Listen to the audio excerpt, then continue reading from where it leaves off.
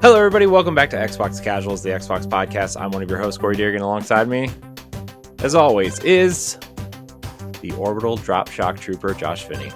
Oh, man. Love ODST. Yeah. Great game. Apparently, so does Arrowhead.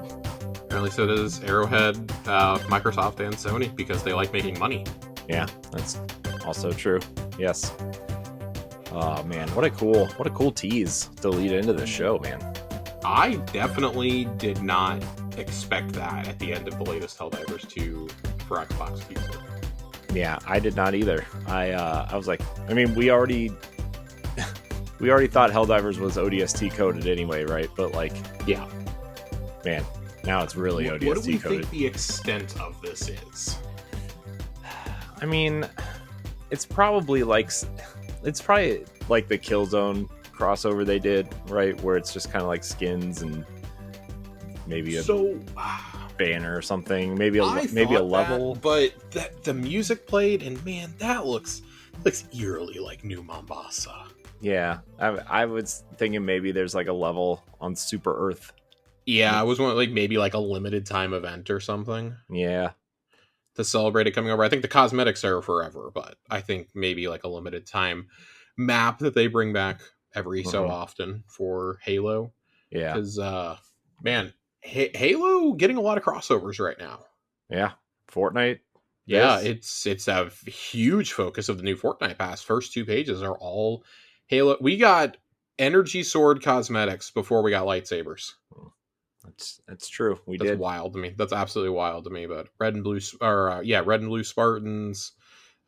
You've got this happening. Halo Studios is announcing their next game at World Championships in October, which will also be the final competitive tournament for Halo Infinite. That was an announcement that shocked me a couple weeks ago.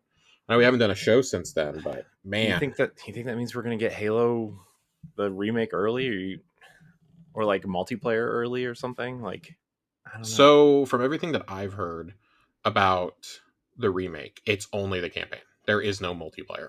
Right, but there is some sort of multiplayer something in development, right? Right? Everything that I've heard points to a minimum of 3 Halo games in production. That's which, too many. To me, is the CE remake. It's whatever Halo 7 ends up being.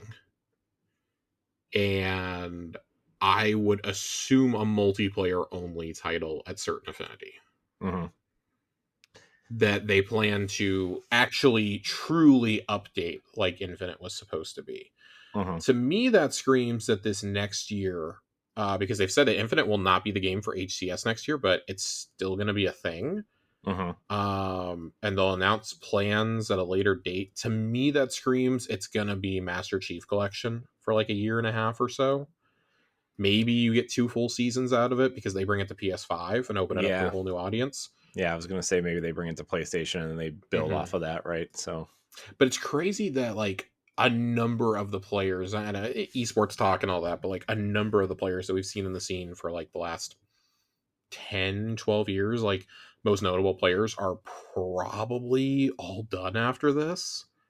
Like, this is probably going to be the last couple tournaments that we ever see guys like Formal and Stellar and Snakebite and Royal 2 go out and play Halo. Like, it's kind of wild. Like, there was already a big roster shakeup earlier this year, and now it's just like continuing. It's kind of wild that, like, man, this might be the last we see of some of these guys. Now, like, if they do Master Chief Collection, I expect a lot of them to like continue and play, except for like probably Formal. I think he's done. I think he's going back to Call of Duty if he does anything. But it feels like they finally got Infinite to a place where it's like good, and this is happening. So kind of wild to me. And it also tells me that Halo Infinite is not close to coming out on PlayStation, because if it was, why would you kill the competitive scene? Yeah, I mean, this kind of feels like a Halo 5. Everything got ported to Series X except for Halo 5 sort of situation, and they just kept building on Master Chief Collection instead of Halo 5 until Infinite came out, which was the correct decision, by the way. Yeah. Oh, yeah. No, I agree. I will always maintain this. Master Chief Collection was more fun for the bulk of us, for like 90% of us. Halo 5 was far and away the best competitive Halo had been since probably 3. Yeah, Halo 5 multiplayer was good. Halo 5 multiplayer was, to me, good competitively. I did not enjoy it socially. Mm-hmm. But if you were like, watching sweaty players and stuff, it was really fun because it was very esports coded from its very first reveal. Remember where they played a live match on stage? I forget who was cast. I think Bravo was casting it, and Golden Boy was one of the players. I remember that. I think Snipe Down was there. Like, just players that you think of when you think of Halo. So I'm interested to see what the next evolution of Halo multiplayer looks like in a world where everything is free to play and microtransaction to all hell. Mm-hmm. Is there still room for a traditional experience like Halo in a world of battle royales and like blitz style modes? Yeah, so I feel like you look at games like Doom and Wolfenstein and kind of single player focused FPS. And like I know multiplayer is such a big part of Halo, but like Halo was the rare game that had fun multiplayer and a great single player experience, right? Like, Yeah. I think if they can get back to that great single player experience and have multiplayer that feels familiar but kind of updated, right? Like I still think Halo Infinite's multiplayer is fun. I don't. I put several hundred hours into Infinite at this point. Yeah, I don't know if that I don't know if that resonates, but also like I feel like people are kind of tired of the battle royale stuff, right? It takes something like, I mean, look at the battle pass this for Fortnite right now, right? Where like numbers were down across the board until this battle pass where like, I mean, I think the Power Rangers were a big draw for people my age, right? Like that was you're a huge, bookending it with Halo and Power Rangers. yeah. So I mean, that's clearly aimed at, mm-hmm. a certain age bracket. But like I was talking to my nephews, they've kind of fallen off of Fortnite. My one nephew is like actually really getting into single player games on Game Pass right now. Fortnite is going through one of those phases where like they got way too complacent with what they were doing. And that's why I think this Blitz mode that they introduced was actually really cool. Every match is 5 minutes or less. It's only 32 players. I enjoy that. It's, just Reigns mythics in there. It's just fun to get in there, do some weekly quests, level up your pass real fast. It's great. It's meant to be played from the phone. They were only going to have it in there for 4 weeks, and then people loved it so much that they had to be like, actually, we're going to reiterate on this over like the next 2 years. So that's cool. That's a way to keep some of those old collabs in there. We had unlimited Kamehamehas after the event a couple weeks ago. That was wild to see. Yeah. My frame rate dropped so bad. But it was really cool. And I think when you're trying to compete with things like that, premium priced multiplayer games are going to have a hard time. And I think Infinite got ahead of the trend by doing it free to play. Yeah. Right. But its downfall was it didn't have a plan after it launched, didn't have right? a plan after nostalgia bait. Yeah. And yes, it was really cool that they had Infinite. When that multiplayer released, we were all just euphoric over it. We were like, oh my God, this is the best thing that could have happened. I did nothing but play Halo Infinite for like 3 months straight, probably. Outside of like doing some stuff in Destiny, I played nothing but Infinite. That was in the lead up to Witch Queen. I played so much Halo Infinite. The problem is they only had 5 regular maps and 3 big team, I think, after the game was in development for 6 years. Yeah. That's frankly unacceptable to me, and that's why I think the move to Unreal 5 is going to really benefit the series. It remains to be seen how is it going to affect the gunplay. That's the biggest concern.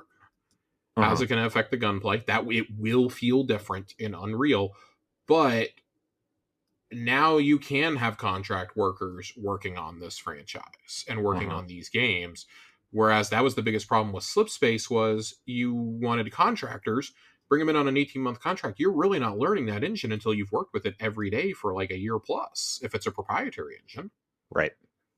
Something like Unreal, at least, that's I don't want to say industry standard, but it's very common, right? Mm-hmm. It's really frustrating though to see how, and this goes back to the mismanagement of 343, which we don't have to relitigate that point. I guess my thing is they're trying to drive excitement for Halo in a way that they haven't tried to do in a very long time. With both of these collabs happening this month, that's not a coincidence to me. The game is going to get revealed. It is going to be the CE remake. I'd be floored if it was anything other than the CE remake right now. Yeah, I mean, maybe you give it like a Poncho Chief style teaser for 7, but I'd be so mad if they just give me a teaser like that. I'd be I mean, alongside the sure remake. I feel like you can do that here because you have to give I think you have to give the competitive scene something. Mm-hmm. So if you're going to announce the CE remake, I think it would be really cool to show a quick teaser for what is the multiplayer project that Certain Affinity is doing. Yeah. Maybe that's the multiplayer suite going forward. And we already know they're going to be handling multiplayer, and Halo Studios is going to be handling the single player. So cool, you can do that. And then in 18 to 24 months, you drop the campaign for, what would be Halo 7. The biggest thing to note for me is this next Halo, the multiplayer, will 100% be on PlayStation 5 right away. Oh, yeah. It has to be. That at all. It has to be at this point. I don't want to be that guy, but Sean Layden kind of made this point in an interview the other day. He said so much batshit stuff in that interview. He said that, Xbox is kind of going the way of Sega right now. And I don't know if I agree with that necessarily. I mean, if you're saying that they're going to, go semi third party, then sure, I guess. But yeah, from that one perspective, I get it. This is Sega was in drastically different industry than 25 years ago.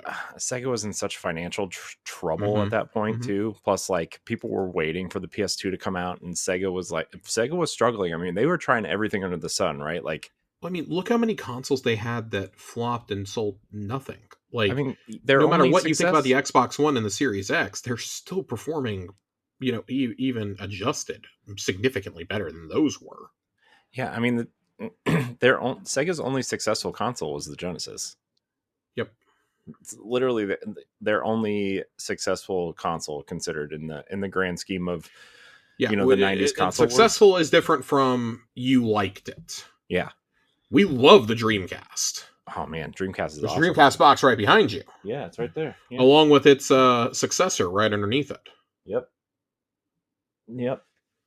So I don't know. I'm hopeful for the future of Halo in a way that I haven't been in a very long time, but it seems odd to go ahead and say that Infinite's multiplayer is done competitively without there being some sort of concrete plan for next year. And Phil, Phil's already said next year for the 25th anniversary of Xbox, you're getting Fable, you're getting Forza, you're getting Gears, and you're getting a franchise that's been with us since the beginning. Well, unless it's fucking Fusion Frenzy. Oh man, it's Fusion Frenzy 3? Be sick. Okay, listen. If it was Brute Force 2? Munch's Odyssey 2? Munch's Odyssey 2. That's all I'm saying. Is this how we get Project Gotham Racing back? Ooh, that would be sweet. We might be two of the only people on the planet who would play that. I mean, sure. I'm hopeful, because that would mean, I've expressed my belief before that I really think that the next console is either next fall or spring 27. Mm-hmm. I really can't see it being any further out than that, because I think that Xbox just doesn't care about traditional generations anymore, nor should they. They really shouldn't at this point. I don't think anybody really does, outside of maybe Sony. I mean, Nintendo has clearly been doing their own thing since the Wii. I mean, I don't even know if Sony does anymore, man. Sony knows they're the top dog in consoles, no question. Yeah, I mean, I think you're going to see a market where PlayStation 4, 5, and 6 are all in the market at the same time, along with their handheld, right? It's funny that you say that, because I think PS4 is finally done. I mean, I think we had multiple big multiplayer games this week say we're ending support. Yeah, I mean, no more updates, no more content. What, Genshin Impact, and what was the other one? Genshin Impact, PUBG. Oh, really? Well, yeah, PUBG may not be that big over here in the States these days, but still very, very big overseas. Them saying that they're ditching that hardware and they're ditching PS4 and Xbox One, that's a big deal. I mean, we've wondered for 4 years now, when's Destiny gonna do it? When's Call of Duty gonna do it? There's been talk that I think Madden and 2K are done on those consoles after this year. That's the big one. When those move on, you're done. Mm-hmm. I think the big shift, I think you're going to see everybody move away next year when GTA comes out, and you're going to see a shit ton of PS5s fly off the shelves. I mean, you've already seen, like, so many of the big games are only on PS5 or Xbox Series X at this point. Like, Borderlands 4 is a huge, high-profile game that will only be on current gen. Mm-hmm. And we're very close to not even being able to call this current gen anymore. That's insane. Ghost of Yotei, maybe the biggest game for the remainder of the year, is going to be PS5 only. Mm-hmm. So, yep. I remain interested to see what happens. I'm excited to play more Helldivers. I have not played Helldivers since about 3 weeks after it came out. Never jumped back in for the expansion they released. So I, for one, am ready to play some Helldivers. Yeah, I mean, I've been holding off, and then when they announced it for Xbox, I'm like, I might as well just wait. Helldivers for me is one of those games that's only fun if you play it with a full squad. It's not. Yeah. I tried playing it with randos like twice, and I had a horrible time. Yeah, but with my friends, it's such a dumb game, and it's so fun to play with them. Mm-hmm.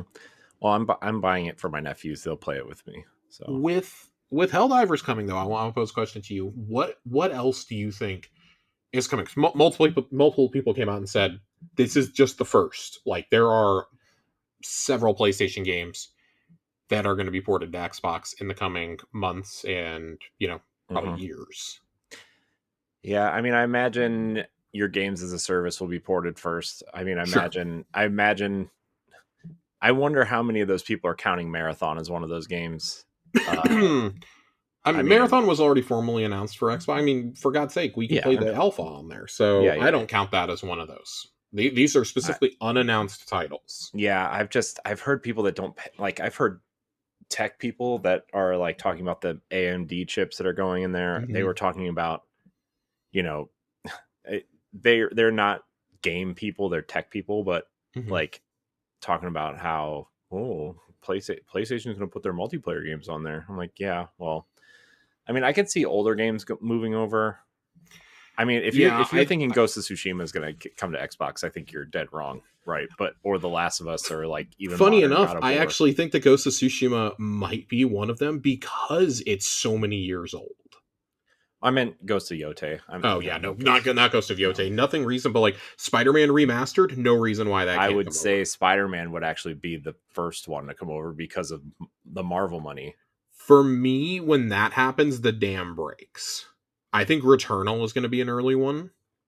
I think Demon Souls will come over. Demon Souls is a layup, I think. Yeah, I think anything that's not necessarily associated with PlayStation will come over first. If it's not a major IP character. So don't expect God of War. Don't expect Ratchet and Clank. Maybe expect Ratchet and Clank. I don't fucking know how Sony views Ratchet and Clank anymore. Don't expect Uncharted. Now that Forza Motorsport's dead, do you think Gran Turismo would come over? So, man, I don't think this one will. The next one, I think, might be. I think the ball is in Xbox's court on that one. Because they pretty clearly have made it, obvious to everybody. Horizon is their racing franchise going forward. Sony has never really been able to capture the arcade racing like that. Now they've gotten like arcade racing, like motorsport. But that was early PS3. The Drive Club didn't do it for us. They've had a few other attempts over the years, but they kind of just gave up and did what they were good at with Gran Turismo. Now that frustrates me as an Xbox fan, because I think we can all agree that Forza had hit some bumps, but it looked like it had finally straightened itself out over the last maybe 6 to 9 months. And yet I also understand that you have people looking at a spreadsheet and going, this is one of our premium titles and it's not selling. They're only playing this on Game Pass. Yeah. I think you also got to look at games that are Xbox coded too, because I think that even though we like stuff like Final Fantasy and stuff, right? Like I don't think a majority of Xbox players are looking for that experience. 100%. So like I would say something like, I don't think you're going to get something like The Last Guardian, right? Or Shadow of the Colossus, right? I think it would be more interesting if like a remastered Resistance trilogy would come over, or some sort of shooter franchise would come over. Like remaster Killzone and Resistance, bring those games over. I'm gonna get real wild with you here. Gravity Rush. Yeah, I was thinking Gravity Rush. I fucking love Gravity Rush, and if you're about to push a new handheld, the first game was a PS Vita exclusive until they ported it, of course. And they're making that movie for Netflix. That first Gravity Rush is still one of my all-time favorite handheld games. Yeah, Gravity Rush. It was such a cool experience. I got it for free when I bought my Vita. Yeah, that was when they were giving away all those games on PS Plus for you to keep for forever on the Vita. Yeah, they gave away like their 3 biggest games, right? It was Gravity Rush, and they gave away 15 first-party games, Corey. I know. I got Gravity Rush, I got Uncharted out of that, I got Resistance out of that. The only first-party game I ever had to pay for on Vita that I wanted was Killzone Liberation, which was also their magnum opus. Yeah. Their best handheld game, and it's the best Killzone game. Yeah. So, I think there's plenty of potential there. Gran Turismo coming over, probably going to be a thing eventually. Yeah. I think Sony sees that as, oh, hey, okay, fine. We will handle the sim. You'll handle the arcade. Yeah.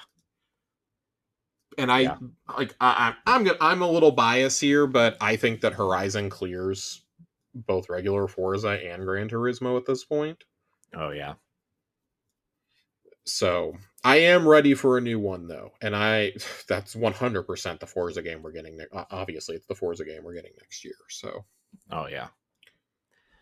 That'll be awesome. I don't see how you put that E-Day, Fable, and a CE remake out and not launch a new console. That's crazy to me if you do that. Yeah. So, all right. Moving right on along. We knocked out so much stuff I wanted to talk about right there at the top. I love that. Love it. Look at us. I love it when it happens. Look at us go. Look at us. It's like we've done this before. We've done it a couple of times. All right. Well, tell me where you've heard this one. Xbox has canceled another game.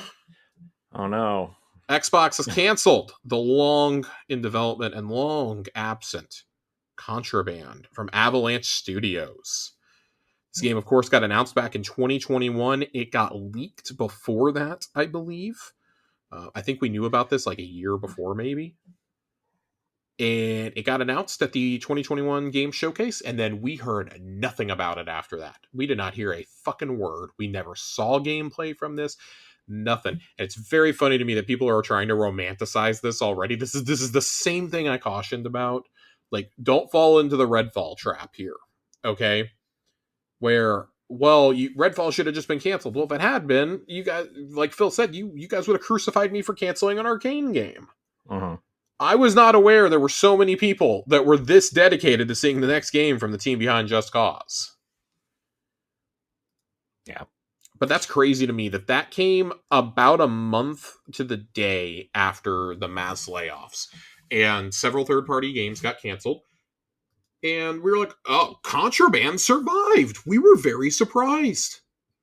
I sat there wondering, how on earth is Contraband surviving when an unannounced game from Romero Games is getting canceled?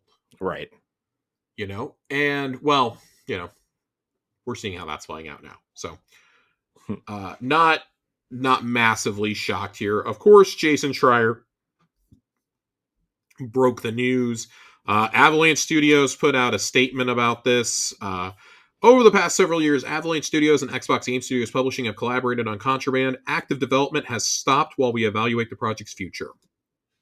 We're thankful for the excitement we've seen from the community since we announced, and we will give an update on what's next as soon as we can. What excitement! What community? Yeah, like, listen, I like Just Cause. I like the Just Cause games. They're fun, they're dumb, they're loud. I wait till they're like $10 and pick them up. But I play them for like a day and then put them down. I've never cared about the story. I care about doing stunts and jumping off the tallest buildings I possibly can with, parasails. So I don't know who this game was for. I think that the further it got delayed, we kept saying, like, this has to come out before GTA. Uh-huh. And it was becoming increasingly clear that just was not going to happen. Uh-huh. So, okay, I feel bad for the studio, of course, but this is another thing. Like, I'm going to go back to the conversation that we had the last time that we met about those layoffs. If a game's in development for that long and you're not showing anything publicly from it, that's usually not a great sign. Yeah. Look at all the stories we heard about Perfect Dark over the years. How many it went through at least 3 reboots that we know of. That Bethesda MMO, which sounds cool as shit, and it sounds like something I 100% would have sunk way too many hours of my life into, first got pitched and got started working on in like 2018, and they just had a vertical slice ready to play this spring. Right. They still needed another 3 years to make it minimum. That's insane to me. That's crazy. That's absolutely crazy to me. It makes sense why you would want to double down. Yeah. But just, maybe pull the plug a little bit earlier in production next time. Yeah. The Romero Games one is the one that throws me for a loop. I don't get that. Everwild, it makes perfect sense why Everwild got pulled. I'm sorry to all the Rare fans. Everwild, it made sense why it got canceled. Now, do I like the way any of this has been handled? No, but that's completely separate from these games were clearly going nowhere. Right. Phil is going to be happy about anything he plays. You're never going to hear it leak out that Phil did not have fun playing something. I'm sorry. Phil likes games. Phil likes games. Who knew? Phil wants to be excited about video games. Who knew? Who fucking knew that the guy in charge of the division actually does his job?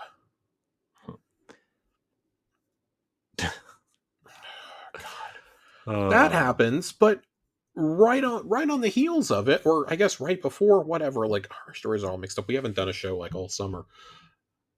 The backlash to the pricing of Outer Worlds 2 has been reversed. It will no longer be an $80 game. It will be a $70 game, I believe. Yep.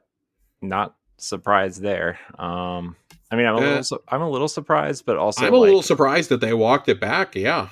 I also don't think Outer Worlds is the first game that you do this with, like the $80 thing. Like, yeah, I feel like maybe Call of Duty should have been the first one you did it with, right? Like, because it's Call of Duty. So my understanding is they will not do it for any first party game this year, including Call of Duty. Oh, geez, that's so.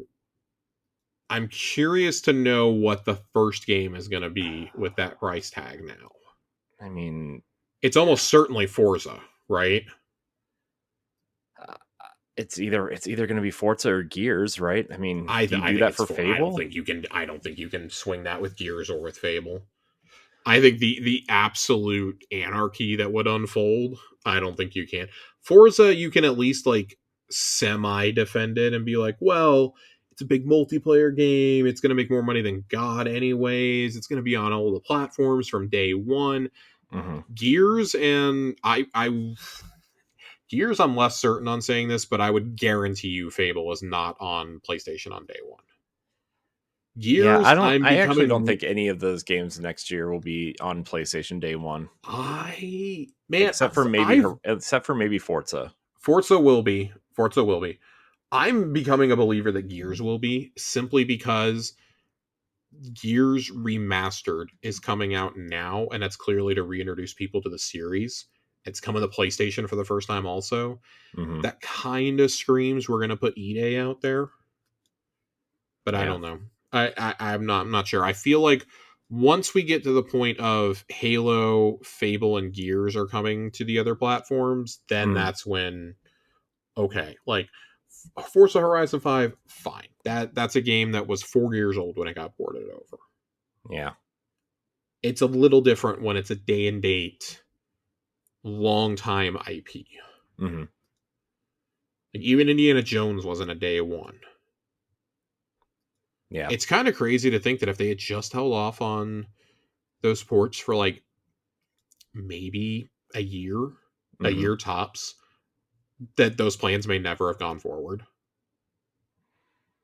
Because they ported Sea of Thieves and Hi-Fi Rush and Pentiment and whatever the fourth game was. I can't remember off the top of my head. Sea of Thieves, Pentiment, Grounded. Grounded in April 2024. They port those over, and then nobody really thought anything. They were like, okay, fine. Like, yeah, that kind of opens up the floodgates. But Sea of Thieves is, it's like a 5-year-old game at this point. Mm-hmm. And then there was that disastrous game. We're about 1 year exactly out from that disastrous Gamescom announcement where Indiana Jones hasn't even come out yet, and it's already being announced as going multi-platform. That was the moment that we all went, oh shit. And then that turns out to be a Game of the Year candidate. Mm-hmm. If you had just like held it in a tiny bit longer on that game in particular, maybe the dam doesn't break the way that it did. Yeah.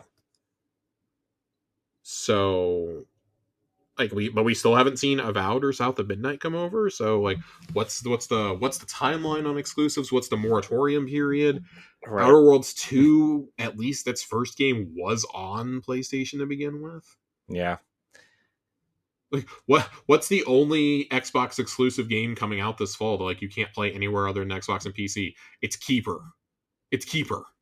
Yeah, which is going to be shown at Gamescom. Which I'm super excited for Keeper. Don't get me wrong. I love Double Fine. But, you know, like we have always said about things like Hi-Fi Rush and Pentiment and As Dusk Falls and things like that, they may be fun games, but they're like the appetizers. Mm-hmm. They're like the appetizers or like the nightcap of the gaming resumes that you may get. Yeah. And, you know, fine. If those want to go multi-platform, okay. But you're not buying a console to play those little games. Right. However, you will buy them, play them on something like the Switch or the Steam Deck. Or, you know, if you only own a PlayStation, fine. Like, it's becoming increasingly to the point where you only really need to own one of PlayStation or Xbox. And spoiler alert, it's not the Xbox. Right. It's just so frustrating to see. But they've reversed the pricing, and they've also announced that Ninja Gaiden 4 and Outer Worlds 2 are going to be disc releases versus codes in a box. Yes. Okay. But, you know, Horizon 5, it's the best-selling new game on the PS5 so far this year. 3 million copies have been sold so far, which means it's selling better than Monster Hunter Wilds on PS5, despite Wilds being out for a full 2 months before Horizon 5. That's so crazy, man. That's insane to me that it is just, you know, doing that. And it's already gone on sale. One of the analytic firms said that the most recent sale, which was a 25% off sale to $45, was what drove it past the 3 million mark on PS5. That's insane, man. Just wild. I mean, that game was already selling absolutely stupidly. Yeah. So, like it or not, this is, you know, this is here to stay. Like, why would you not do this when you're selling that many copies? Right. Why on earth would you not want as many people as possible playing this? So, right. It's stupid. But it is what it is, as they say. As they say. Well, let's shift into Gamescom a little bit. We got Gamescom next week, which I kind of question the wisdom of us doing this show this week, but if we talked about Destiny this week, I was just going to complain for 90 minutes. So, I mean, it's as per usual, 3 weeks into a new expansion.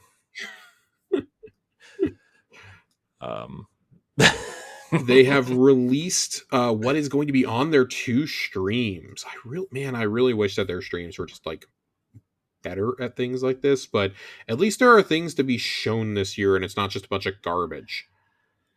So the stream on August 20th, on Wednesday, next Wednesday, you're going to get a look at the ROG Xbox Ally. I imagine that's where the pricing and release date will be officially confirmed.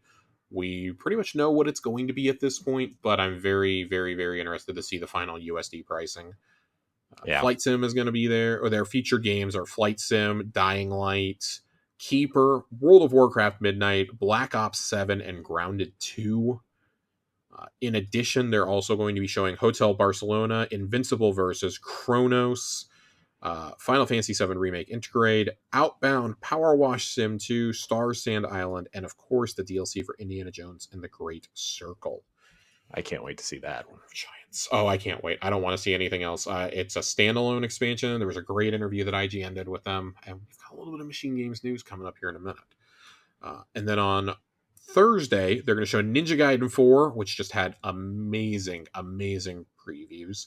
At Fate's End, Onimusha Way of the Sword, Age of Empires 4, Overwatch 2, High on Life 2, Outer Worlds 2, Jurassic World Evolution 3, Fragpunk, Mistfall Hunter, the Mortal Kombat Legacy Collection, Final Fantasy Tactics, My Hero Academia All's Justice. I can't wait to see more of that. Silent Hill F, Lego Voyagers, and Metal Gear Solid Delta Snake Eater. Interesting. Yeah, this definitely feels like the lesser of the 2 days, despite me being really excited for Ninja Gaiden and Outer Worlds 2. This definitely feels like, oh, we don't have enough for a full stream, so quick, let's throw a bunch of shit in here.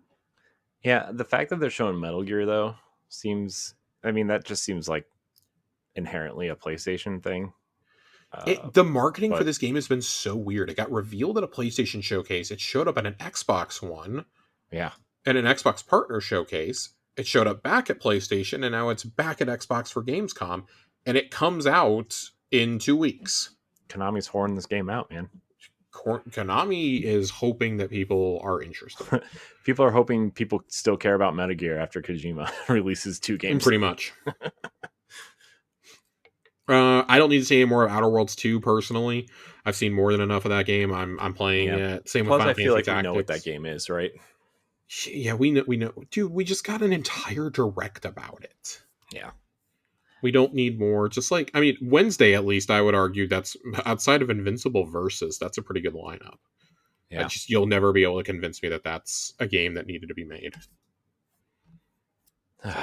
Wow. Jeff Keighley has confirmed that Black Ops 7 and World of Warcraft Midnight are both going to be in the opening night live show on Tuesday. Ooh. That the opening cinematic for World of Warcraft will be there, and we will see first Call of Duty Black Ops 7 gameplay there. Do we care about Black Ops 7 right now? That trailer was so cool until we found out it was Call of Duty. I know. That trailer was really cool, man. Like, it's almost disappointing that it was called. It really. Oh, it was disappointing. I was watching it and being like, "Oh God, please be Remedy, please be Remedy, please be Remedy." Yeah, I thought it was like a Remedy game, like maybe they were revealing Control 2 or something, and that was like a second character in the game or something. Our friend Ray, as soon as it started happening, he goes, "Oh my God, are we getting a sequel to Quantum Break?" And I've never been sadder that something did not happen. I was so disappointed. One of the only people who still wants to see that story continue. I really liked Quantum Break, but I love Quantum Break. I think there were only like 4 of us. Outside of that bullshit final boss, it was a great game. So I'm not sure what we're going to see again. They really, like, Gamescom is a huge consumer show, but not big on the news front usually. It was for about 2 or 3 years. There was a time in the mid 2010s where we were like, damn, is Gamescom going to pass E3 as the show? And then just universally everyone stopped investing in it at the exact same time. Like, Nintendo doesn't even go there anymore. Yeah, well, I mean, Nintendo doesn't do anything anymore, so. Yeah, just stupid. Sony went through their weird thing of trying to make Paris Games Week a thing. Yeah. Xbox puts out half-assed streams. They don't even call them showcases, they call them streams. Yeah. It's an excuse for Aaron Greenberg to go to Germany. Oh my gosh, don't even get me started on him, man. Well, talking about people that we don't want to get started on, Satya Nadella has made comments on the recent Xbox layoffs. What? He has? No way. He put out a fresh statement. Great. About a month after the layoffs, saying, I want to speak to what's been weighing heavily on me and what I know many of you are thinking about. Recent job eliminations. These decisions are among the most difficult we have to make. They affect people we've worked alongside, learned from, and shared countless moments with. Colleagues, teammates, and friends. I want to express my sincere gratitude to those who have left, blah, blah, blah, blah, blah. And then he immediately moved on to talk about to deliver on our mission, we need to stay focused on our 3 business priorities: security, quality, and AI. Yep. Oh man, I'm not gonna read from the entire statement because this is so tone deaf and fucking stupid. Oh man, nobody cares about AI, my guy. Not a single person does. But he also made another statement when it came to their fiscal year 2025 quarter 4 earnings reports. This is transcribed from the call. When it comes to gaming, we have 500 million monthly active users across platforms and devices. We are now the top publisher on both Xbox and PlayStation this quarter, with successful launches of Forza Horizon 5 and Oblivion Remastered. Call of Duty franchise has never been stronger. Over 50 million people played Black Ops 6. Total hours surpassed 2 billion. Minecraft saw record monthly active users and revenue this quarter, thanks to the success of the Minecraft movie. We have nearly 40 games in development and so much, much more to come. We surpassed over 500 million hours of gameplay streamed via the cloud this year, and Game Pass annual revenue was nearly $5 billion for the first time. Holy shit. 5 billion buckarooskies. I mean, that's gotta be. And we couldn't get Perfect Dark out the door. Nope. Or the that cool MMO that Phil Spencer. Or we couldn't slide Romero Games another like 10 million to get their game out the door. Right. Gotta Nobody cares about Contraband. You gotta build that AI infrastructure, you know? The AI that is getting into a war with Elon Musk on Twitter. Yeah. I know, I saw that. That was funny. It's great. It's so fucking stupid. Like, how can you $5 billion in revenue for Game Pass, and you can't be like, you know what? Yeah, we can slide you a little bit more to get you across the finish line with this game.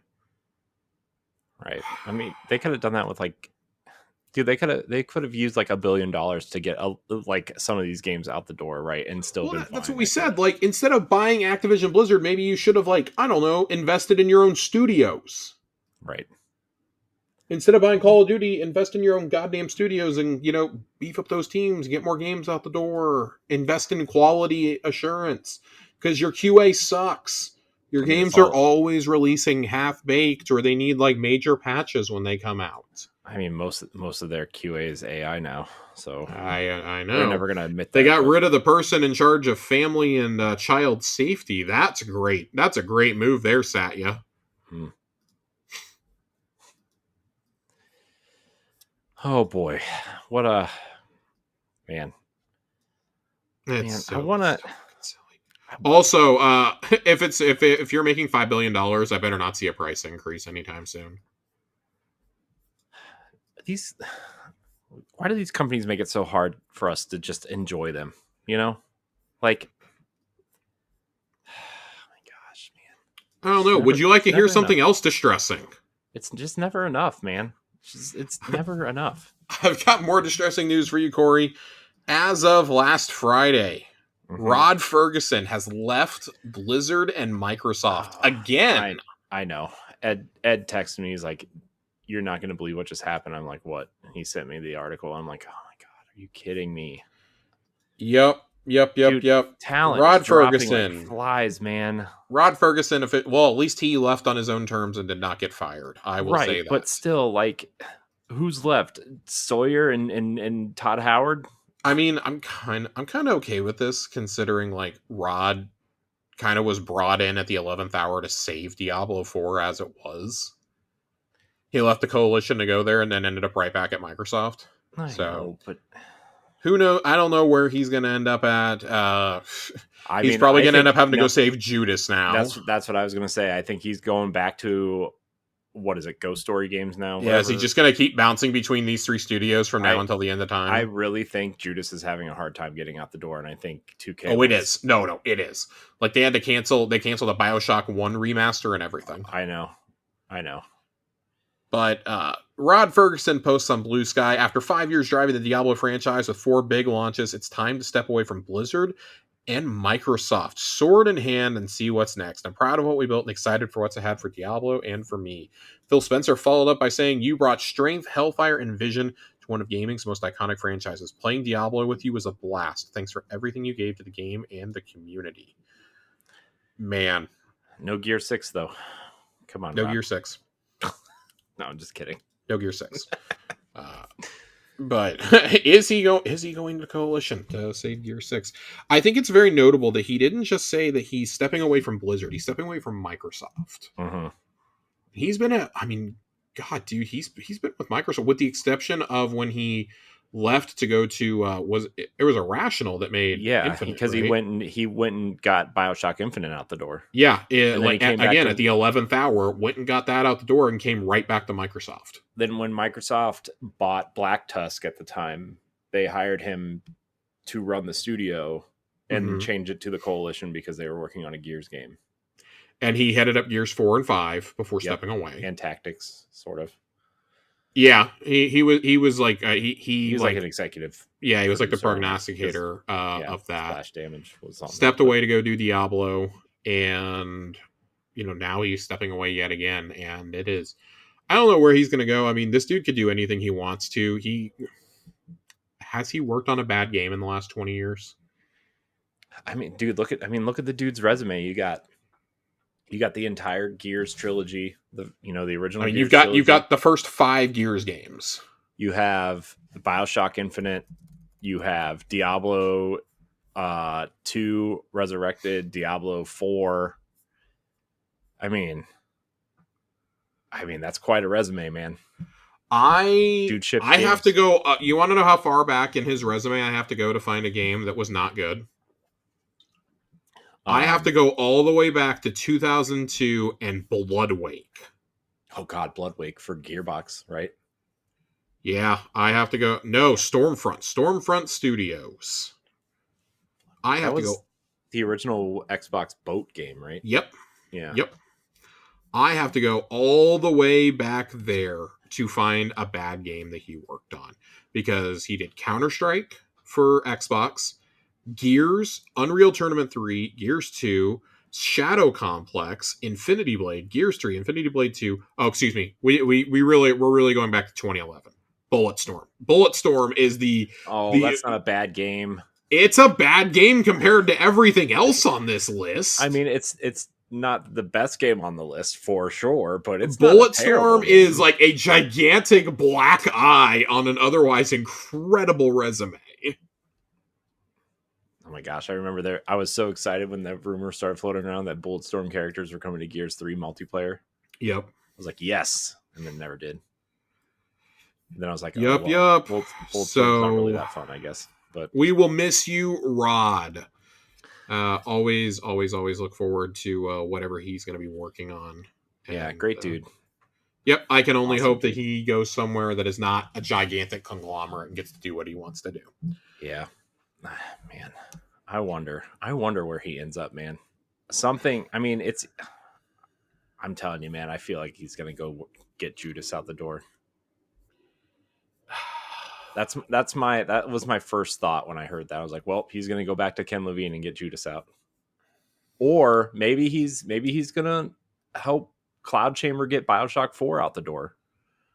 He could. He could do both. I just don't know. I really feel like he's going to go to like some small studio. You think? I don't know. Yeah. He seems like he likes big things. I think he's tired of having to come in and fix things. Because that's kind of been his career since Infinite. Yeah. He thought he was going to get to make a new IP with Black Tusk, and then they get rebranded as the Coalition, which he was all for. He was all for. He was like, he like helped them secure the IP from Epic. Mm-hmm. So that's cool. He did Gears 4 and 5. He gave an interview recently where he talked about their original vision for 6 before the Coalition pivoted to E-Day, which was, I think, after he left. Yeah, because they worked on that Matrix demo when he left. That was what they were working on. Matrix demo was so fucking cool. Yeah, and then they were like working with Ninja Theory on real stuff, and that's how they're kind of like the two studios that are like the gurus on it. By the way, Ninja Theory did an interview this week where they said that because it was on Unreal 5, Hellblade 2, it was so much easier to bring it to PlayStation 5. Yeah, I was watching it because unfortunately the actress of the game, Melina Juergens, and Digital Foundry did a better job of promoting the game this week than Xbox did. Just gonna throw that out there. But they didn't really promote it much when it came out either. I know. God, man. But that 60 frames a second mode is pretty impressive. I watched the Digital Foundry breakdown of it. I mean, man, I wish that was there when it first came out, but hey, what can you do? Well, the hits keep coming, Corey. Great. Can't wait. Positive Microsoft news, Movies and TV has officially ended. Oh, yeah. I can't rewatch them South Park episodes I bought 25 years ago. It's very funny that I actually do know like 2 or 3 people that this is where they were buying digital movies at. Just because it was right there on their Xbox, and it was like they usually had sales where things were dirt cheap. And you had Game Pass sales and everything else. They just announced it out of the blue. Microsoft has stopped selling new movies and TV content. You can still access previously purchased content on Windows and Xbox devices. I hate this. That's, man. I mean, PlayStation just did that too, though, right? Like a year ago? Listen, if you're going to do this, at least give some warning. Yeah, it just, man, like, why even do it at all, though, right? Like, I mean, I get like when they started this, they were planning on these boxes being the central ecosystem, right, of people's living rooms, and then smart TVs happened and whatever else. But like, man, like, why even? I don't know. This stuff angers me quite a bit when this stuff happens. I had my purchases at least like linked through Movies Anywhere, but I actually had a fair amount of free TV and anime on here that they've given away over the years with Game Pass and like gold perks and whatnot. I have entire free seasons of Bleach, Naruto, and Dragon Ball Z on there. So that's kind of a bummer. I bought many a movie that were like $2 to buy the whole movie. So, and of course, those are the ones that don't transfer over because weird anime licensing. Shocking. Yeah, tell me where you've heard that one before. All right, I think we're almost out of the bad news, Corey. But not before we get to another franchise that's near and dear to our hearts. Mark Dara has come forward and said that EA is refusing to fund a remake of Dragon Age Origins or a remastered collection of the Dragon Age trilogy. Yeah, I saw that. That is crazy to me. Specifically, he says EA is against remasters overall, and Dragon Age would be harder to do than the Mass Effect Legendary Collection. BioWare wants to do it, but EA will not give them any more money, outright refusing to give them more money. So BioWare would have to do it with the resources they already have. They cannot afford it at the moment, though, since they are hard at work on Mass Effect 5. So they're calling it Mass Effect 5, huh? Oh, boy. Yeah. It's wild that you can look at the numbers that Oblivion Remastered has done and been like second or third best-selling game of the year on NAMPD charts and sit there and say, there's not an audience for this. Well, It won't do Oblivion EA numbers, EA but developers aren't allowed to look at other games. Remember that was the big thing with Anthem when they were like, look at all the cool things Destiny's doing, but we're not going to do that because we're not allowed to play Destiny or The Division. oh yeah, I do remember that. That's insane. You would think that EA would be like, yeah, we're all for siphoning money from people for the bare minimum amount of work. Yeah, but they've always been against remakes and remasters though for some reason. Yeah, I don't get it. Like, I mean, even it was like pulling teeth to get them to do the Mass Effect stuff. But, which is crazy. I think with Mass Effect, they got really just gun shy after the internet overreacted to the end of 3, and then the like less than great reception to Andromeda. I think they got really gun shy about anything Mass Effect related. And then after Anthem flopped, it was like, well, break glass in case of emergency. right. That's just wild to me. Speaking of executives being overconfident, Insider Gaming is saying Activision is not worried about Battlefield 6 because Call of Duty is too big to fail. The exact quote from their article says, speaking with sources who wish to remain anonymous, it has been said that although Activision is keeping a close eye on Battlefield, they are not worried about the game competing against its flagship franchise. It said Activision leadership believes Call of Duty is too big to fail and will remain a profitable, annually released franchise for many years to come. At the time of this writing, an annual Call of Duty title is penciled in for the next 4 years at least. Why? You know who this sounds like? Don Matrick when the Xbox One launched. Too big to fail. It's so crazy. Like, listen, you're talking to someone who genuinely thinks that Black Ops 6, like, overall, was very well done. I thought that campaign is the best COD campaign we've had in at least a decade. At least. Yeah. I thought the multiplayer was fine. It's super unbalanced on skill-based matchmaking. It's made it almost impossible to play like every Call of Duty game once you get past, like, the April of that release year. That being said, like, you're pumping out another Black Ops this quickly. Next year is certainly Infinity Ward's game. Uh-huh. There's no way you're going to go into another console cycle without having that's why I'm just absolutely convinced CE is a remake of the campaign only, so that they can make sure that this is the flagship multiplayer game. You would be hypothetically launching a console with your first party titles being whatever this Modern Warfare 4, whatever you're going to call it, a CE remake, Horizon 6, Fable, Gears E-Day, State of Decay 3, and Clockwork Revolution all in the same calendar year. That's not counting whatever may come in 2026 or 2027. That's batshit. That's batshit. That's great. Like, that's continuing momentum that you have from this year. Just, let's do it with less layoffs next year. Can they do it? Can they do it? But man, we gotta talk about Battlefield for a little bit, because Battlefield was invoked here. I played the beta last weekend, and let me tell you something. That's all I'm going to be doing this weekend is playing the Battlefield 6 beta. Was it good? Oh, dude, we're so back. We are so back. This was the most fun I've had in a Battlefield game since Battlefield 4. Battlefield 4, for those who have never heard me talk about my love of Battlefield 3 and 4, I was not a Bad Company kid. My parents were very weird about what shooters I was and was not allowed to buy. I was allowed to get away with Halo because it was aliens. They were really weird about like real guns, like real world guns. So I would have to play Call of Duty like in secret whenever my grandparents would like be out of town or something. My dad finally started letting me get them. And then by the time Modern Warfare 2 came out, my parents were just like, yeah, we got other shit going on in our lives. So I missed the train on Bad Company. I spent the summer after Battlefield 3 came out, I spent that entire summer playing Battlefield 3.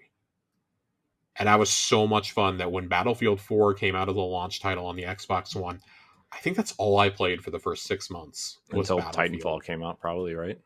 Titanfall was not a launch game. No, I mean, like, you played Battlefield until I played Battlefield until Titanfall came out, and then I played both. I genuinely think I played Battlefield 4 longer than I did Titanfall. Because Titanfall only had a couple maps. Mm-hmm. So I went right back to Battlefield.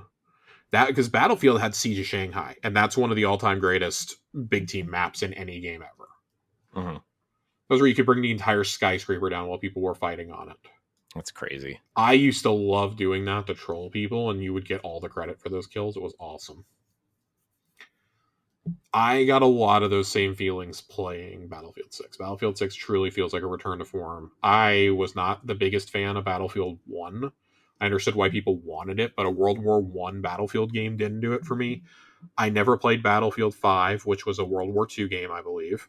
2042 did not do it for me. That thing was so janky and broken that I couldn't play more than, half a match without the game bugging out on me. Mm-hmm. Even after, years of patches. So this has been a really nice return to form. This is what I expect from Battlefield. I'm having a blast. I don't know if I'm ready to drop $70 on this, but I'm having fun right now. And it is filling a space that Call of Duty can't in terms of like large scale battles, which is what Battlefield's always been good at. So yeah, a lot of fun. If you don't get put on the snipers map, it's really fun. Otherwise, it's a nightmare. The chatter online seems to be very positive about this Battlefield. It's positive, and I wonder like how much of that is because it's Battlefield and how much of that is because like they're just starved for something that's not Call of Duty in that space. Yeah. And so I think it's a little bit of column A, a little bit of column B. Sure. Do I think that this is going to be better than Black Ops? I mean, probably. It's probably going to be more bang for your buck. That being said, they're totally different games. I need people to understand these are totally different games. Yeah. They fill totally different, niches. Yeah, just because they're military shooters doesn't mean they're the same game, right? Yes. Yes. I personally like the big, frantic battles, but I also like playing small maps. I like playing, 6-on-6 in tiny maps on Call of Duty. I still enjoy that. I got a lot of fun out of Modern Warfare 3 doing that. So I will probably end up playing both, and a lot of that's because Black Ops 7 is coming to Game Pass. Mm-hmm. So I'll play it on Game Pass. I don't know. I need to play this weekend, and I'm sure they'll do another beta at some point before launch. They might do one more beta weekend. I'm going to read reviews. I'm going to read reviews when they come out. I don't think this will be a game that I buy day one, but I'll probably buy it in the first week or two. So, very, very, very, very, very good game. Beware the snipers on the mountain map. It's almost unplayable at times. But on the other map, I had an absolute blast, so your mileage may vary. We got the mountain map 3 times and spawned in the exact same spot all 3 times, and it was just terrible. We were not on the side where you were scaling, where you could mountain goat up the mountain quick enough. Jeez, mountain goat. Well, I didn't want to just call it Skyrim jumping. I know what you mean. It's just funny. Let's talk about some positive news, though, Corey. We got some positives. Jason Schreier has confirmed that OD from Hideo Kojima is still in development. Oh boy. Yeah, that game did not get canceled. Imagine that. The game from Hideo Kojima is safe. Jeez. Shocking. Oh my god. Can you imagine? They would never their PR would never recover if they canceled it. I can imagine Microsoft canceling that. Yes, I can. Yeah, Konami did it. We all remember PT. Yeah. Still the scariest shit I've ever played. Too scary to release, they say. Too scary to release, they say. I still had that on my launch day PS4 until that console finally gave out on me. Aw, rip. R.I.P. the dream. The dream. So that is one piece of positive news that we can take away from the last couple of weeks. Yeah, sure. At QuakeCon this past week, Heretic and Hexen were made available on Game Pass. First time ever on consoles. Mm-hmm. New chapters too, which is cool. Yeah, very, very cool. I had been wondering if we were going to get a QuakeCon remaster this year. Because we've gotten Quake 2, Doom, and Doom 2 in the past. This is fueling my hopes that I will get Return to Castle Wolfenstein as a future one of these. Oh man, how cool would that be if they did like a whole Wolfenstein collection, like all the way up through like the original Xbox and PS2 versions? I'd be okay with that. I remember playing the Xbox version, like the original Xbox version. That was like one of the first times I mean, not really, but like in terms of modern games of like, oh man, this version is different than the PS2 version. That's weird. Yeah, I still love that game. That's one of the few original Xbox games that I still own is Castle Wolfenstein, and that's the one that I want them to do. I really, really, really want them to do that one. I love it. If only for nostalgic purposes, I absolutely love it. I would like that to come back. Yeah. Speaking of things coming back, Guitar Heroes veterans have set up a brand new studio. Red Octane is back. Red Octane was, of course, the company that had the original idea for Guitar Hero and partnered with Harmonix to make it a reality. And let me tell you something. I like this. Red Octane Games is focused solely on advancing the rhythm game genre, combining the past with the future and being driven forward hand in hand with this well-established and respected community of gamers. The team has been busy in pre-production over recent months and has now officially entered production on its debut rhythm-based title, which is expected to be announced later this year. That's 100% a Game Awards game, right? We're in agreement here? I would think it's got to be a Game Awards announcement. I would gander a guess that that's where that shows up. I would take it again. I would take that gander. So I mean, you're not going to show it at Gamescom.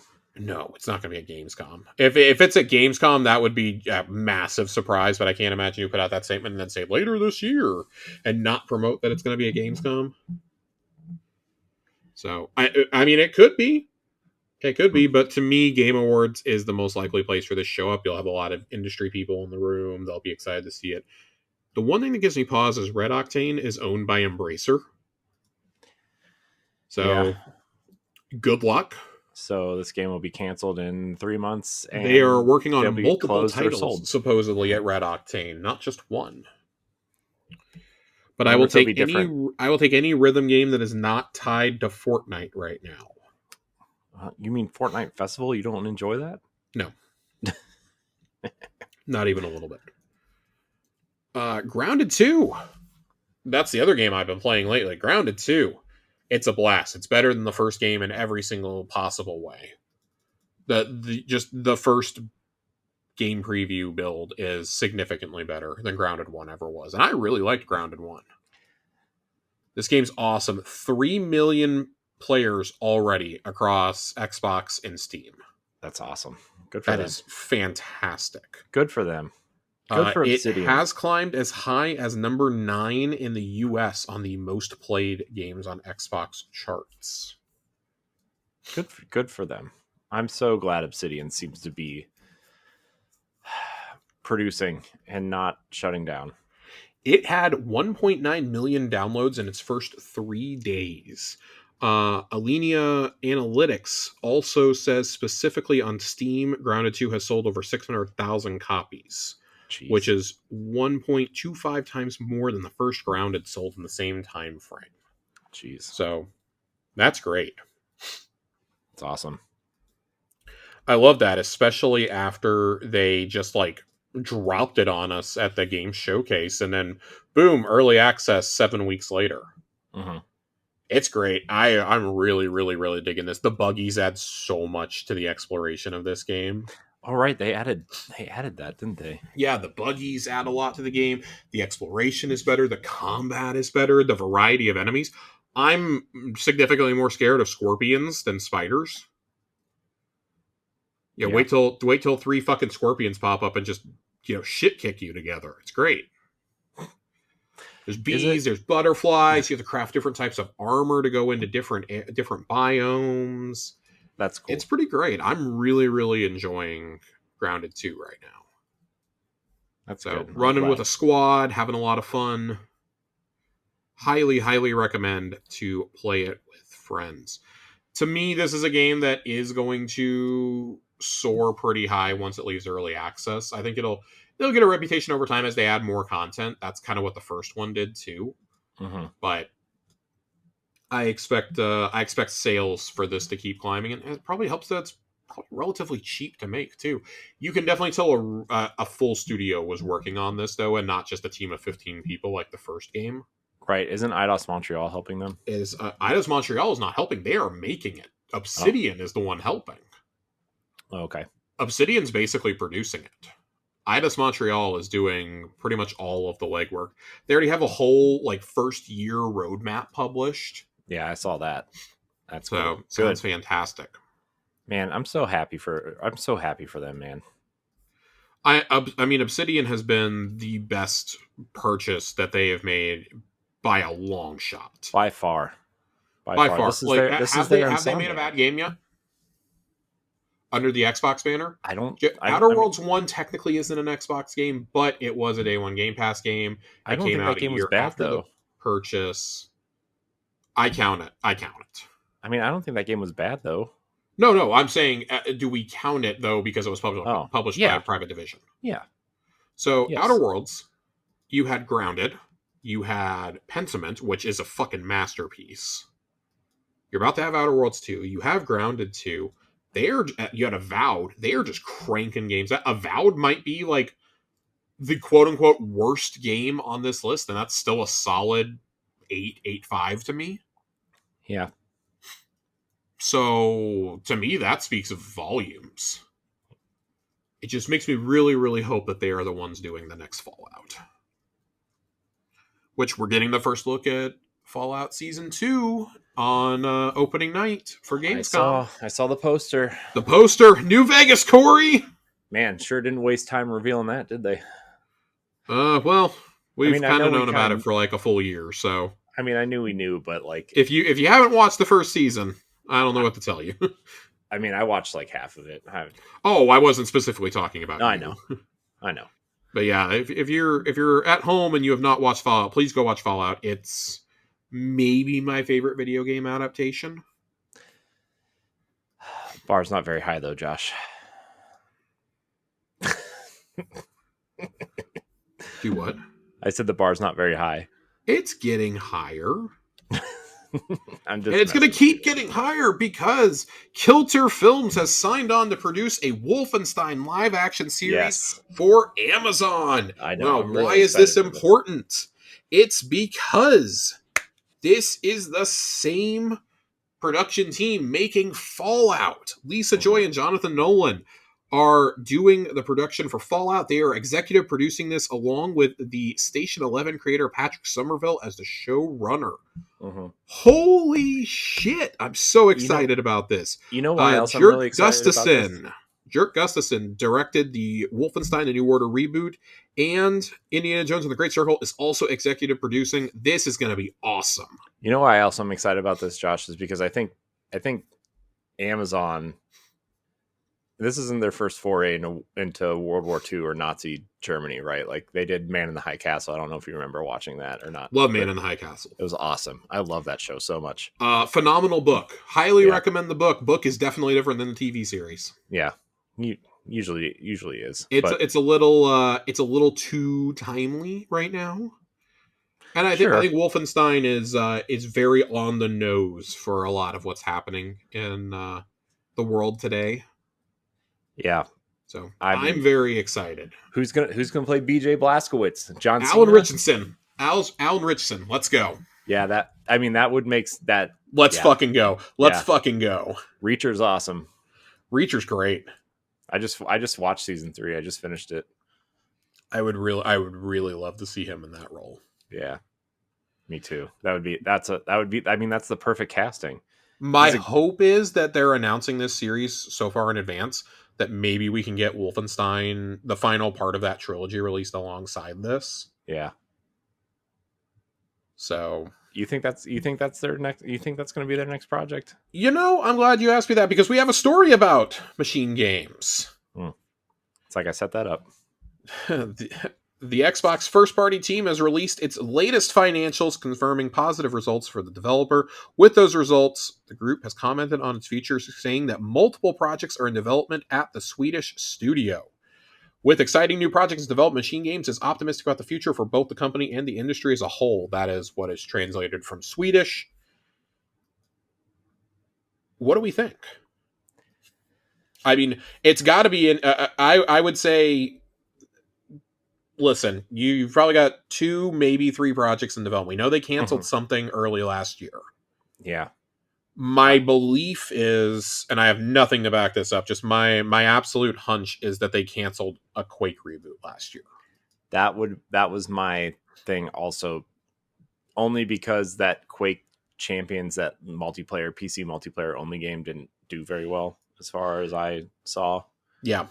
And I imagine that if you're going to do Quake, you need to reboot it entirely, a la Wolfenstein or Doom. Doom is a reboot, but they also found a way through Eternal to make the old games canon. I think that's just fascinating. It makes me wonder what id is doing, because I don't think id is going to do. I don't think they're going to take Quake. I think I really feel like Hexen is testing the waters. I mean, we said that for a long time. That Phil has said he wants a new Hexen. Oh, I know. He said that from the minute that they finished the Activision purchase. Even before then, he said he wanted a new Hexen. And I think that's part of why you can do this now, is because that was originally made by Raven, but published by id back in the 90s. And id did the new levels, right? The new chapters. I believe so.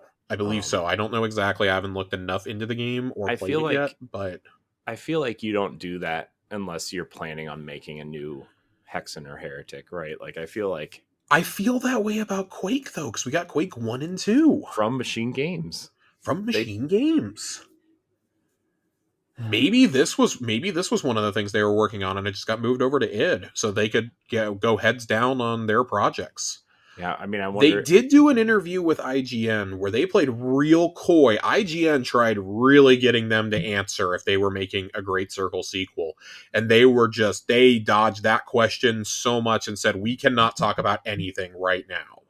I would assume Indiana Jones is one of their projects. I would all but guarantee that we are getting another Indiana Jones from them. Before the game was even out, they were asking Lucasfilm if they could do more. Yeah, and obviously they were really happy with not just the Xbox and PC sales, but the PlayStation sales also, right? Well, it's a great interview over at IGN. Words I don't say very often.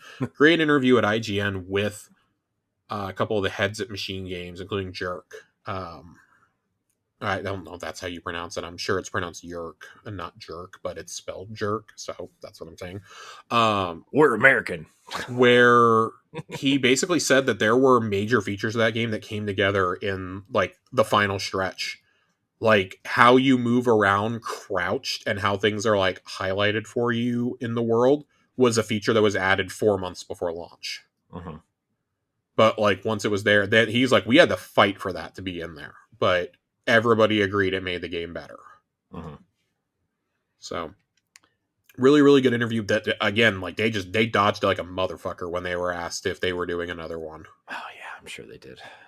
They talked a little bit about Great Circle, and they're like, "Oh, that's where our attention's at. Is Great Circle's DLC. You know, yay! We get to show that off at Gamescom. After Gamescom, maybe we can talk about it a little bit more."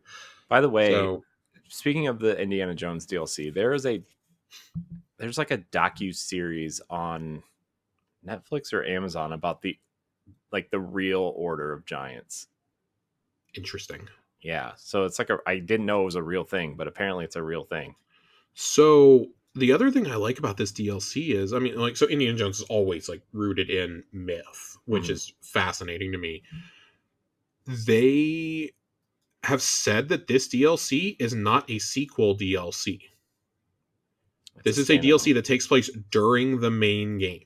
Oh. Yes, I found that to be really, really interesting. If I had to guess, it probably takes place alongside the Vatican DLC. Yeah. That would be my guess because it's in Rome, so that's very obvious to me. But when they were like, there's a post-credit scene, and they were like, oh, well, a lot of movies and games have post-credit scenes these days. And they're like, yeah, but Indiana Jones doesn't do post-credit scenes. There's a post-credit scene in this game. They're like, oh, well, don't know what that's all about. Don't know if we're following it up. Wink, wink, wink. So, Yeah, we're probably getting a Great Circle sequel at some point. Great. I would imagine that is now a super priority for Microsoft. I would imagine it's their best reviewed game of the generation. That's not called Forza. I mean, would you have put money on that an Indiana Jones video game would have been the best reviewed game from a studio? No, because I thought it was going to be Starfield. My dumb ass thought it was going to be Starfield. I mean, most people did, though. God bless America, dude. I mean, I believed it was going to be good from the minute they announced that game, and we heard it was MachineGames.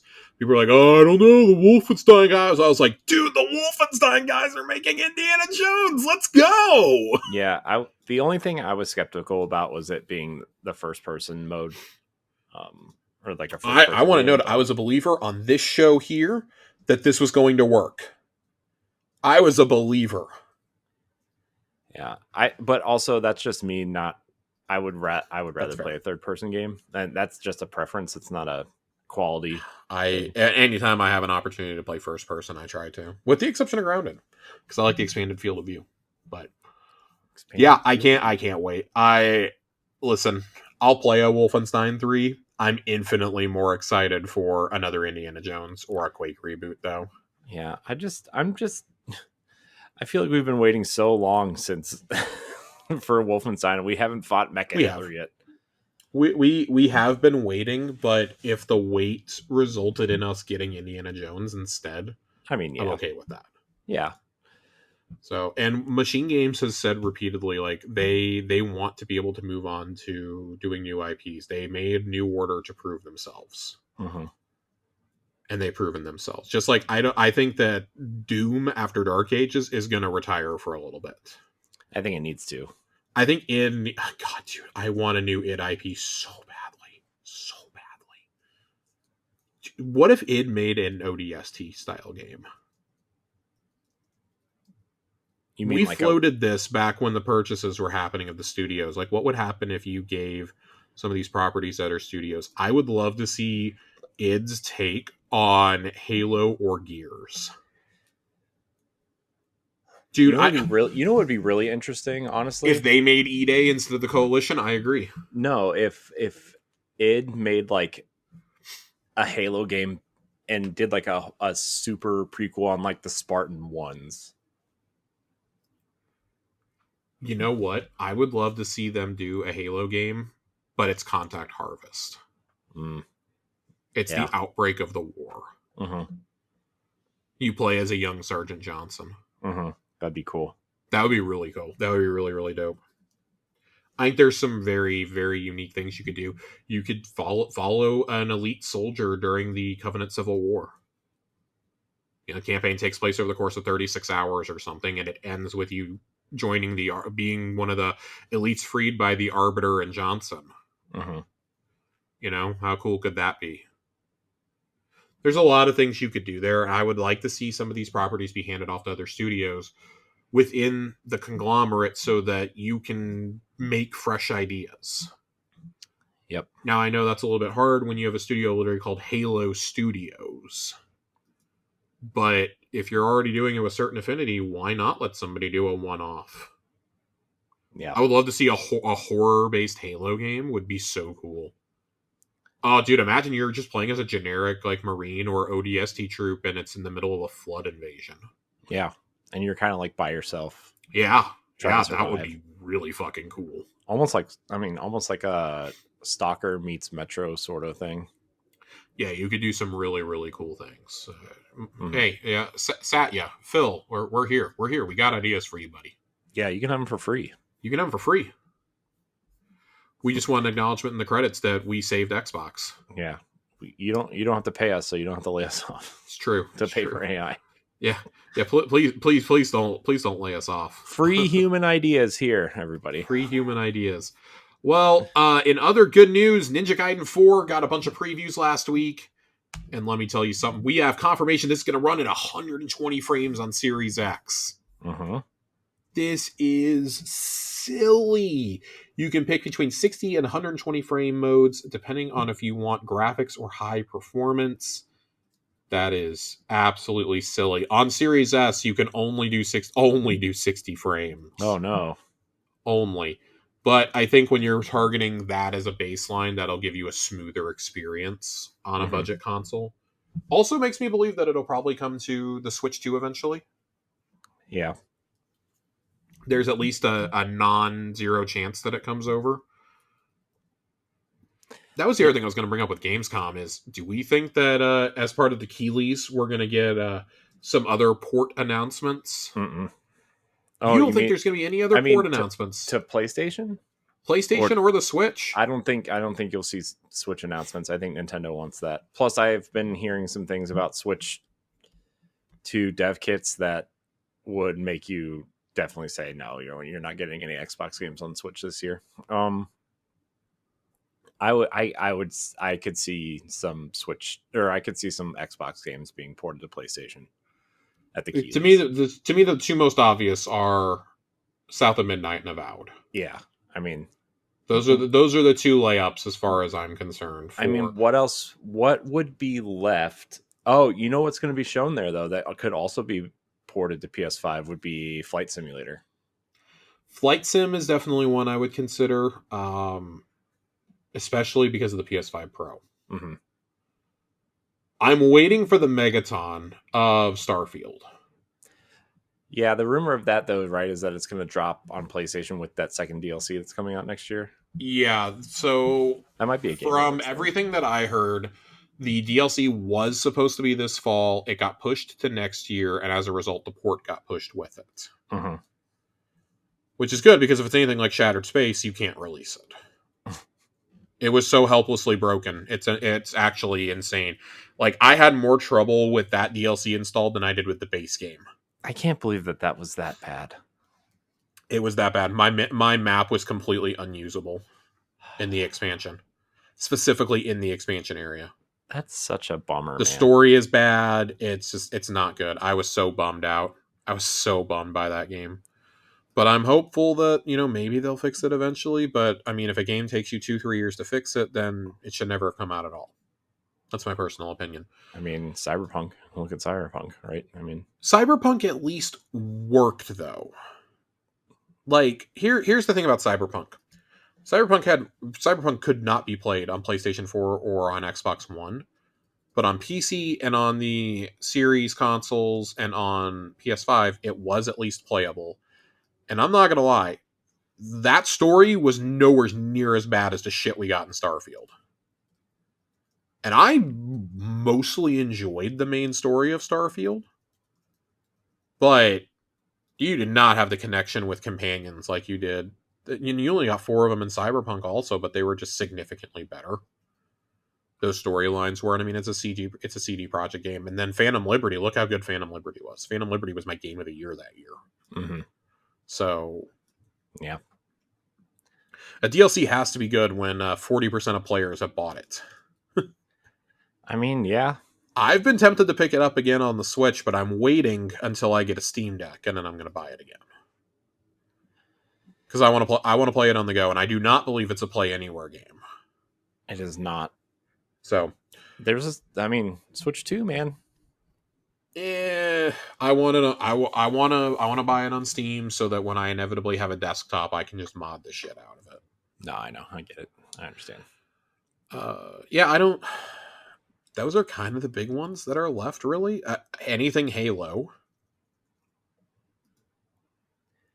Which they won't announce there. No, they'll save that for World, right? Microsoft is going to save that for Worlds or for their own event. So... And they're not going to want to step on the toes of it coming to Helldivers. Now, I do wonder if we get actual footage from the Halo Helldivers crossover here. It's only a week before launch. You might. I wonder if we get that. We got the tease this week. I wonder if we get that next week. That's how I would be rolling this out. So, I mean, you might. We might. Corey, we got two more quick stories to get to, and then we can get on out of here. Oh boy, because my throat is starting to dry up. A month after the Xbox layoffs, Raven Software is officially unionized after 3 years of negotiations. Per a post laid from, off, and this is from Pure Xbox. Per a post from the Communication Workers of America, a group of Raven employees voted to unionize. Had been working on a contract with Microsoft for almost 3 years. A contract that's just been agreed. Some of the key rights in these clauses include a guaranteed 10% wage increase over 2 years with additional raises through merit and promotions after going 18 months without wage increases and 45 months without promotions. The elimination of crunch time with 7 days notice required for mandatory overtime, no excessive overtime on back-to-back weeks, flexible scheduling of overtime, and no mandatory overtime of any duration for the majority of weeks in a quarter, and bridging of time worked as a temporary or contract employee, defined job descriptions and a fair promotion process, expanded disability accommodations and layoff protections, including severance, recall rights, COBRA subsidies, and career transition services. Several Raven workers have commented on the result, most of them thrilled to have worked something out with Xbox. One employee said to have these negotiations quote, finally pay off feels incredible, end quote, with another adding that, quote, ratifying this contract is a win for game workers everywhere, unquote. So, it's a shame that this is happening after the layoffs happened last month, but this is the first real one. We know that Bethesda US also has unionized. That was last year. Blizzard just announced one the other day, and the Blizzard one is very unique. The Blizzard one is for its story and cinematics unit. I mean, that's the one that you're going to need, right? I mean, it is the first video game union being formed of any type for that specific line of work in the United States. That's good. It's very good. I mean, part of the deal of Microsoft being allowed to buy Blizzard or being allowed to buy Activision Blizzard and Bethesda was that they would not stand in the way of unionizing efforts. All right, Corey, for our last story tonight, we have some Division 2 news. There's a mystery Division 2 project being worked on currently, and there are going to be 2 panels and 2 meet and greets for Division 2 at Gamescom. In the second panel, this is the juicy part. In our second panel, we'll talk about how your feedback is shaping Division 2, share some updates about Resurgence, and reveal more about a big Division 2 project. We've only just started teasing it, but we're really excited to give you an update. And these panels will all be live streamed as well. So I'm interested to see what they do. I don't know how much I care about Division anymore.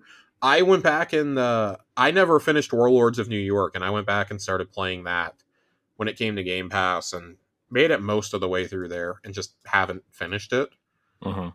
I wanted to play Battle for Brooklyn because that's what really got me back interested. And I was like, oh, hey, $13 for the next expansion? Okay, fine. Sure. I wasn't aware that we were still doing content for this game, honestly. Yeah, well, they teased the Division 3 like a while ago, but I wonder if they're just going to continue supporting 2 because the player base is there and not... Because, like...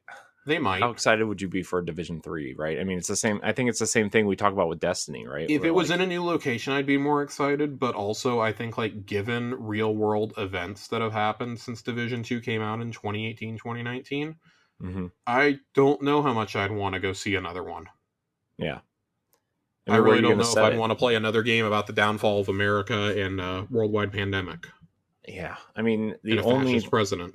The only thing I could really want from another division is like set it somewhere overseas somewhere.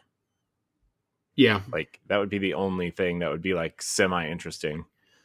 You know, I mean, so I really liked the first division, and then I was like, man, I could really play another division. And then when the Division 2 came out, I finished the campaign. I'm like, I don't know if I really needed this. It's kind of wild because like, I think Division 2 is a better game in every way. Oh yeah, I agree. It's almost like well, it's not quite the same way, but like Breath of the Wild or Tears of the Kingdom, right? Where like I played a ton of Breath of the Wild, but I think Tears of the Kingdom is a better game in almost every way. But I don't know. It was, I don't know, man. I agree with you, but at the same time, I think I played so much of the Division that the second one just didn't.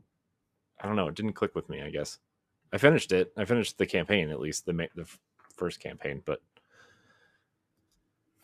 anyways, not First important. campaign is fine. It was one of those, like, I played it during COVID. Mm-hmm. Yeah, I Great picked a time hell to of a play game to that. play. But I mean, I was stuck at home and I wanted to play a game with my friends, so a lot of us started playing it. Yeah. Blew through it, had fun with it, but it was never going to be a game that I was going to stick with and treat as a live service game. Like when I logged in there were people who were like 1,400 Mm-hmm. in my lobby, if not higher, and I was like, "What the fuck? How are you playing this much Division?" I complain about the reused content in Destiny. I can't imagine doing that in a Division for like 4 years. Yeah.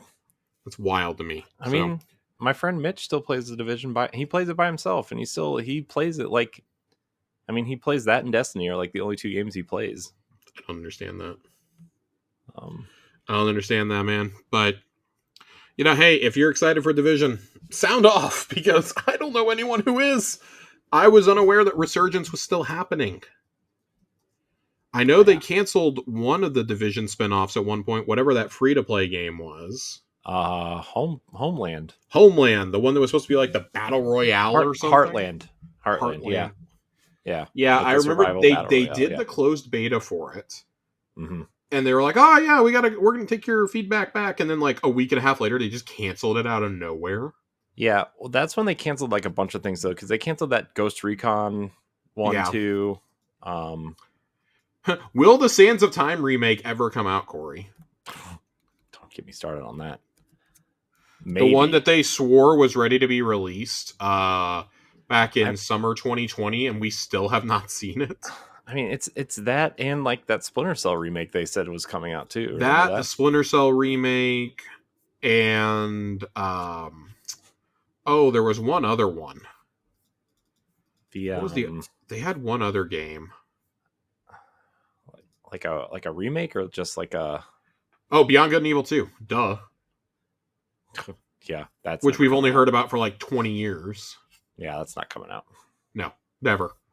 Joseph Gordon-Levitt didn't get enough people to make assets for him, free assets for his game company. Oh man, I forgot about that. Hit record. Oh, that was awful, man. That was so like what a. And then Michel Ancel left like 4 different times to work on. I don't know what he was doing.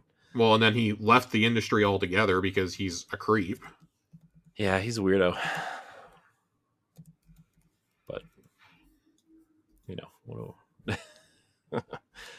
But wasn't he supposed to be making some animal game too?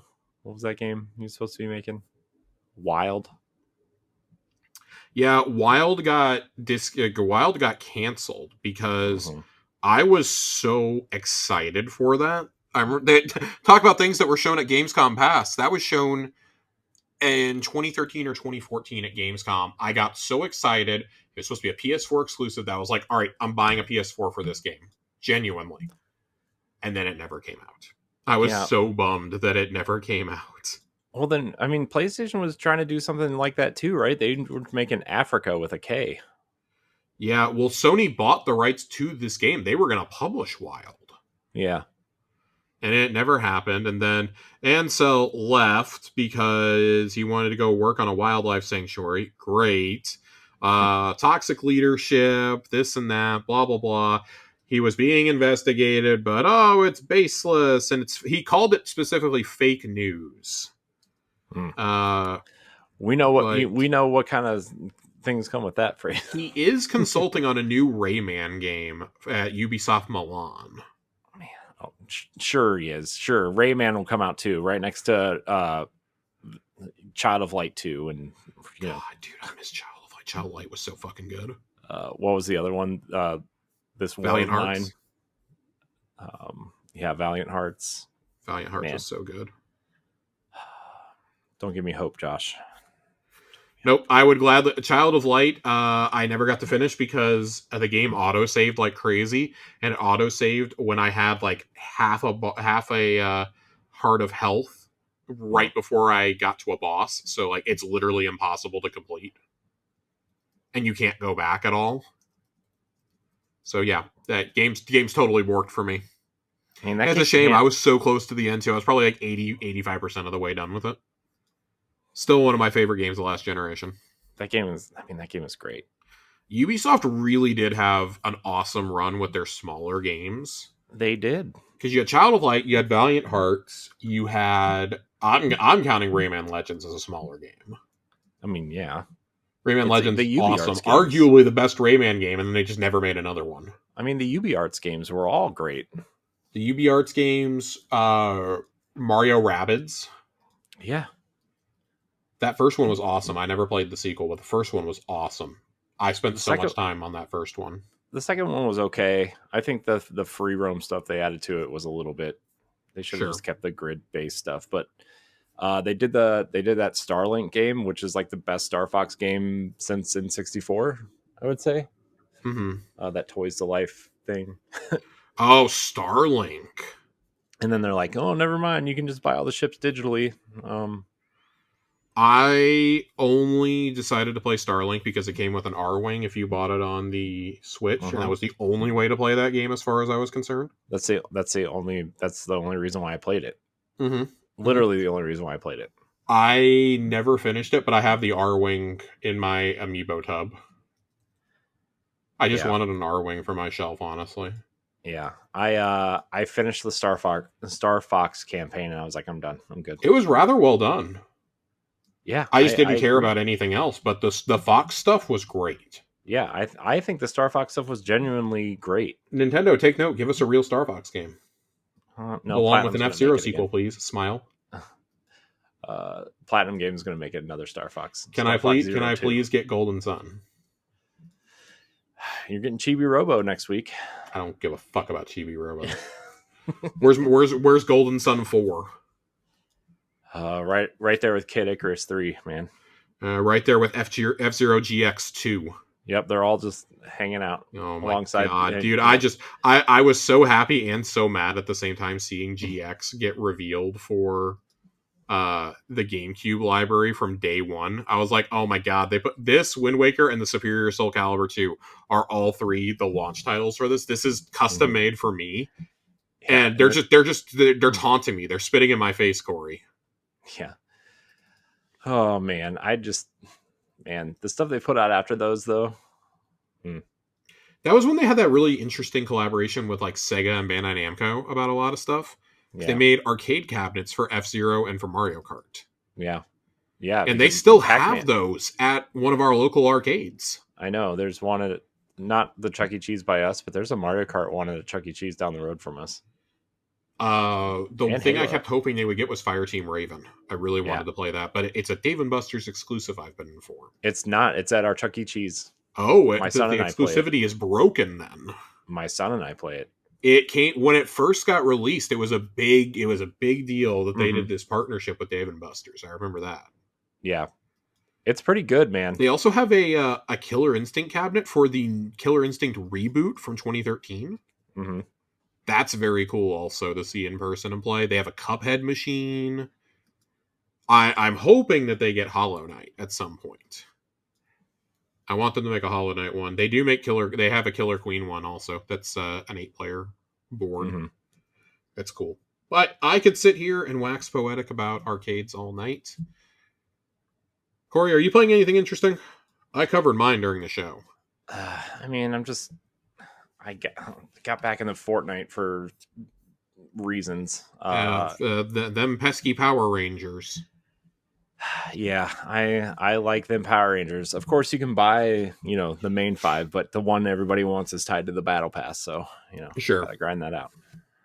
I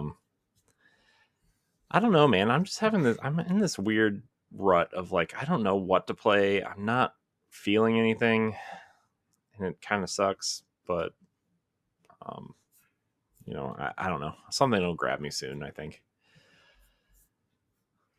Something will grab him soon, chat. Well, I mean, I'm sure you're playing Donkey Kong Bonanza. Actually, I'm not. My son is, though. Wow. Dude, Donkey Kong stresses me out, man. The destruction, I'm so afraid I'm going to destroy something that's going to prohibit my quest. Because you can miss quests by destroying stuff. that like it gives me great anxiety, even though I know you can reset the levels. I know. I just need to sit down and play it just for longer than 45 minutes. My son loves it, though. Tell you what, man, he loves it. He thinks it's so funny when he breaks stuff. Oh, man. I will eventually get to it. But yeah, it is not high on my priorities list. That feels really weird to say about a Game of the Year candidate, but long-term plans are kind of taking precedent right now, and starting to try and clean up my game spending a little bit. Of course, if Metroid Prime 4 does not actually release this year, which I'm starting to lose hope that it's going to. Don't lose hope, Josh. It will release. I've lost all hope that it's coming out this year. It probably will be a game that I'll play before the end of the year, but probably not till Christmas. So, unfortunately, I think really the only 3 games I'm planning on buying on release day the rest of the year are Ghost of Yotei, Battlefield, which is still a maybe for me, and maybe Metroid, if Metroid comes out. Metroid's not maybe, but if Metroid comes out. Other than that, I'm not really planning to buy anything else, like maybe a couple indies here and there, but nothing else. I will play Borderlands. It just won't be probably right away. It'll be when it goes on its first sale on Black Friday. Yeah. The Gearbox half off special, 6 weeks in. Yeah. So, all right, man, get me out of here. Get me out of here, right. Corey. All right, everybody out there, thank you so much for watching and listening to this episode of Xbox Casuals. I almost said Tower Casuals. Xbox Casuals, the Xbox podcast. You can find us on Fridays, alternating with Tower Casuals. Yeah, it's been a hot minute. I'm looking at this. It's been almost a month since we did Xbox Casuals, but like 3 weeks. So, Josh, thank you for your time tonight, as always. Appreciate you. Everybody out there, thank you for watching and or listening. Remember to like, subscribe, share, rate, and review wherever you listen. And until next time, we love you. Goodbye.